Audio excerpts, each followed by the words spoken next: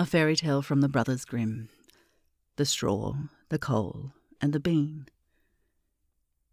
In a village dwelt a poor old woman who had gathered together a dish of beans and wanted to cook them. So she made a fire on her hearth, and that it might burn the quicker, she lighted it with a handful of straw.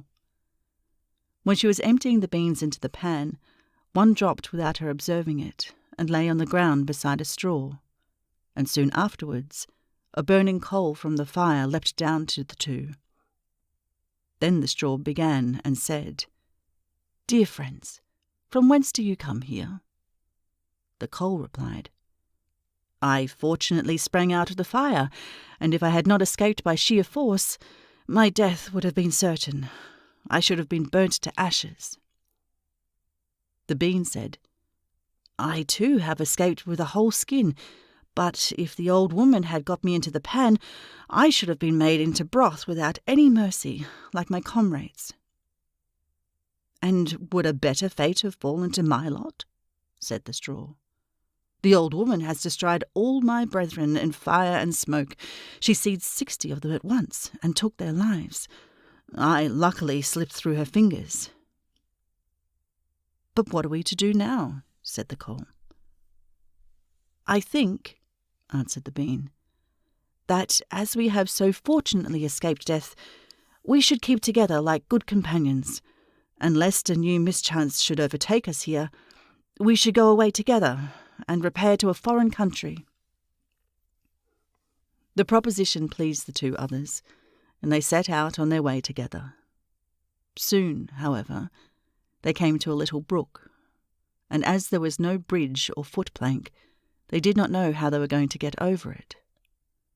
The straw hit on a good idea and said, "I will lay myself straight across, and then you can walk over me as on a bridge." The straw therefore stretched itself from one bank to the other side, and the coal, who was of impetuous disposition, tripped quite boldly on to the newly built bridge. But when she had reached the middle, and heard the water rushing beneath her, she was after all afraid, and stood still, and ventured no farther. The straw, however, began to burn, broke in 2 pieces, and fell into the stream. The coal slipped after her, hissed when she got into the water, and breathed her last. The bean, who had prudently stayed behind on the shore, could not but laugh at the event, was unable to stop, and laughed so heartily that she burst. It would have been all over with her, likewise, if, by good fortune, a tailor, who was travelling in search of work, had not sat down to rest by the brook.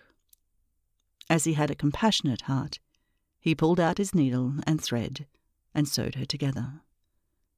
The bean thanked him most prettily, but as the tailor used black thread, all beans since then have a black seam.